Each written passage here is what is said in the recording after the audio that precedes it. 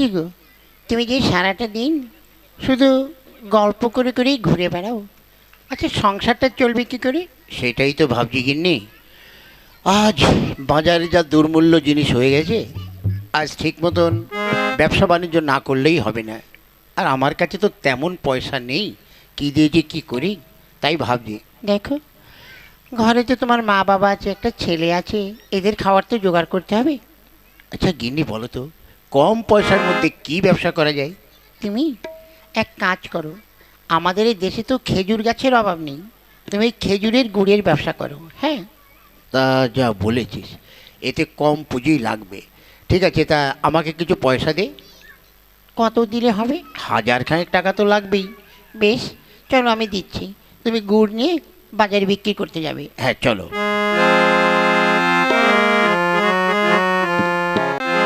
আসুন আসুন, ভালো গুড় ভালো গুড়। আসুন আসুন আসুন, কে নেবেন ভালো গুড় ভালো গুড়? আসুন, ভালো গুড় কে খাবেন? আসুন। এ ভাই, দেখি তুমি গুড়ের হাঁড়ি নামাও। নামাও গুড়ের হাঁড়ি নিচে, দেখি তোমার কেমন গুড়। বাহ, খুব সুন্দর। বলে কত করে? আগে এটা খাঁটি গুড় তো, ওই 100 টাকা কেজি। ঠিক আছে, আমাকে 1 কিলো দাও। চলো ভিতরে চলো, 1 কিলো মেপে দেবে। হ্যাঁ, সেটাই ভালো।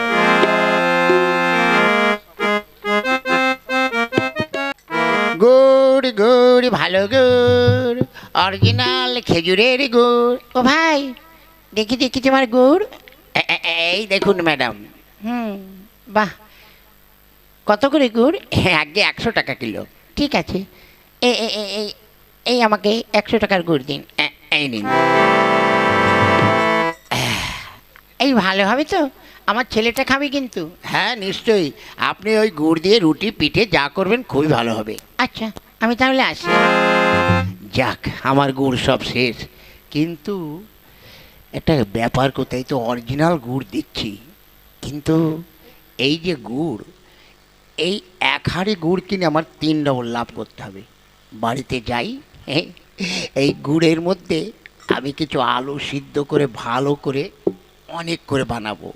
আর এই সেন্টের জন্য আর কালারের জন্য শুনেছি কি কেমিক্যাল কিনতে পাওয়া যায়। হ্যাঁ, ওইগুলোই আমি এর ভিতরে মাখাবো। যাই।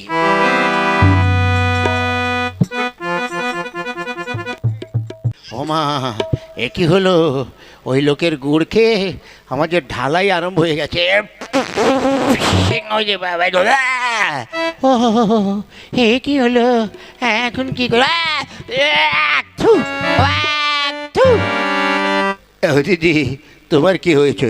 আরে বললো না ভাই, ওই যে ও পাড়ার থেকে ওই যে গুড় বিক্রি করতে আসে না বুদো, হ্যাঁ। ওই বুদোর গুড় খেয়ে আমার পাতলা পায়খানা। আরে আমারও তো তাই। আমার মনে হয় নিশ্চয়ই গুড়ের মধ্যে কিছু ভেজাল দেয়। ওই চলো তো, চলো ওর বাড়িতে যাব। চলো এবার। হ্যাঁ চলো, তাড়াতাড়ি চলো। খোকা গেছে গুড় বিক্রি করতে। যাক, আমাদের সংসার চলছে। হ্যাঁ, ও দাদা বাড়ি আছেন? ও দাদা, কি কি হয়েছে তোমাদের? ও গো, তোমার ছেলেটা কোথায় গেল? কেন? তোমার ছেলের গুড় খেয়ে আজ আমরা সবাই অসুস্থ হয়ে পড়েছি। যারা যারা গুড় কিনেছি, কেউ পাতলা পায়খানা হয়েছে, কেউ ডায়রিয়া হয়েছে, কেউ বমি হচ্ছে, কারো মাথা ঘুরছে। সে কি, হ্যাঁ আমার ছেলে এই ধরনের ব্যবসা করে? এই খোকা, খোকা। মা, কিরে, আজ তুই গুড় বিক্রি করতে গেছিস? আরে কি হয়েছে? কেন মা? আমি তো ভালো গুড় দিয়ে এসছি। এই, তুমি ভালো গুড় দিয়ে এসছো? গুড়ের মধ্যে কি ভেজাল দিয়েছো তাই বলো? হ্যাঁ, এই খোকা, আমি সারাটা জীবন আমি কারো কোনো ক্ষতি করিনি, আর তুই আমার ছেলে হয়ে এরকম তুই আজে বাজে ব্যবসা করছিস? হ্যাঁ ঠিকই তো, আপনারা গরিব মানুষ, আপনার ছেলে গুড়ের ব্যবসা করছে, এটা তো খুব ভালো। ওরে বাবা রে, কিন্তু ওই সততা নিয়ে ব্যবসা করুক। আপনারা বিশ্বাস করুন, আমি আমি এমন কিছু করিনি। করনি মানে? তাহলে আমরা এমন করে ভুগছি কেন? আগে আমার এই গুড়ের মধ্যে আমি তেমন কিছু দিইনি। ওই কয়েকটা আলু সিদ্ধ করে দিয়েছিলাম, আর কিছু কেমিক্যাল দিয়েছিলাম যাতে গুড়ের সেন্ট হয়। কেমিক্যাল? কই দেখি তুই কী দিয়েছিলি? এই যে সেই বোতল। এ কি? আরে খোকা, এ তুই কি করেছিস? ওরে, এটা তো জোলাপের বোতল। এই জোলাপ দিলে তো এমনিই পায়খানা হয়, আর তুই তাদের এই জোলাপ দিয়ে গুড় মাখিয়ে খাইছিস, ওই জন্য তোদের পাতলা পায়খানা বমি হয়েছে। দাদারা, মায়েরা, তোমরা ক্ষমা করো, আমার ছেলে বুঝতে পারিনি। আমি তোমাদের সবার গুড়ের টাকা ফেরত দিচ্ছি। এই নাও, এই নাও, এই নাও। হ্যাঁ, এরপর থেকে যদি এই ভেজাল গুড়ের ব্যবসা করো না, তাহলে তোমাকে ঠেঙিয়ে তোমার গুড় বিক্রি করা বের করে দেবো। চলো চলো তুমি। খোকা বাবা, আমার ভুল হয়ে গেছে। এই জীবনে আর কোনদিন ভেজাল দিয়ে কোনো জিনিস বিক্রি করব না। দাদারা, আজকাল আমরা যেসব গুড় খাই, এটা তো অরিজিনাল গুড় নয়। গুড়ের মধ্যে নানান কিছু ভেজাল থাকে, যেমন আমি ভেজাল দিই। তাই বলছি, যদি দয়া করে মানুষকে ভালো খাওয়াতে চান, ভালো রাখতে চান, তাহলে জীবনে কোনো দিন ওই ভেজাল গুড়ের ব্যবসা